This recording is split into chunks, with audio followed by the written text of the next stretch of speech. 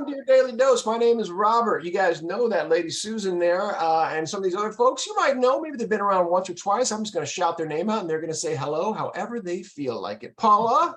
Howdy, howdy. Russ. What's up? Wayne. Hey, howdy from Texas. Venetia. Hey there. And Barry. Hi. Hey, it is great having all of y'all here. We just finished with the Jam for Joy. And it was, I mean, to me, extraordinarily joyous. What are you thinking or feeling after that hour? What sticks with you, and anything you want to maybe bring forward to the table at this moment? I think it's just being with people. Yeah. This disease makes you very isolated. It can make you feel very isolated. And to be with people that are experiencing the same thing you're going through. Mm-hmm. Yeah. And you don't even have to talk about it. We all know about it. We all know what we're going through. Yeah. It's very important. I was going to say that shared language, Barry, you brought that up, and then you brought up a very vulnerable story, which you don't have to again, but you shared that with the group today. And I think it just made everybody go, man, that's huge, that vulnerability. So thank you for that, first of all. And let me and that thought. What does vulnerability mean to you all? Is it important? Does it help your world? Is it scary? What is vulnerability? Yeah, go ahead, Susan. I like discovering that it's a strength and not a weakness. Oh, that's good. Yeah. That's a big statement, because I think that's the razor's edge, isn't it? Right? You can give yourself permission to accept that possibility. It just opens up worlds. Yeah. It's easy to see vulnerability as a weakness based on, popular perception, right?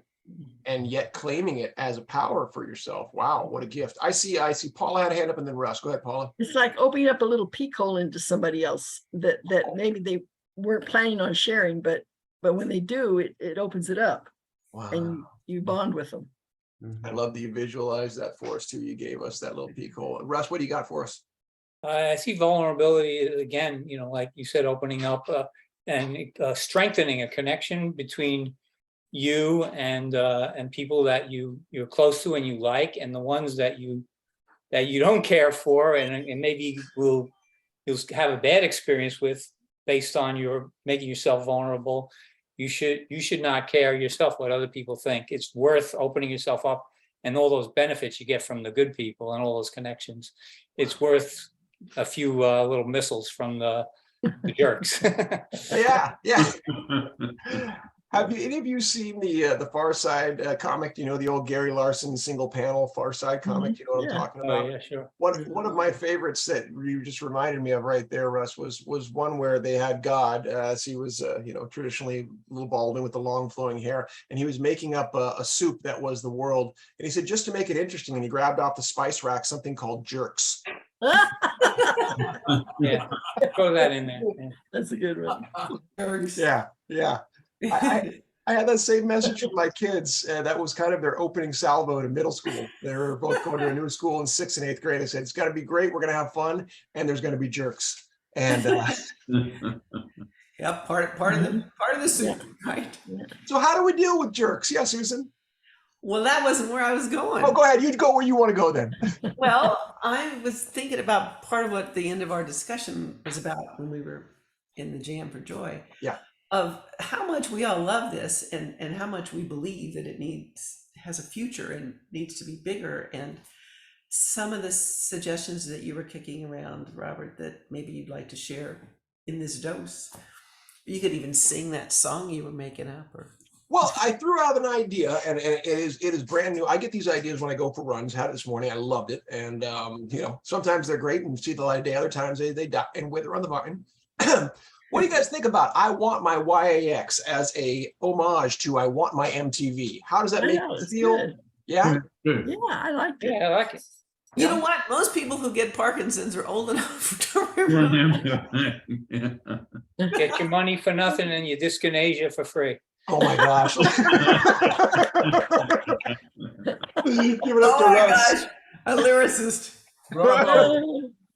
It's free of charge. All those. Write that down. That's great.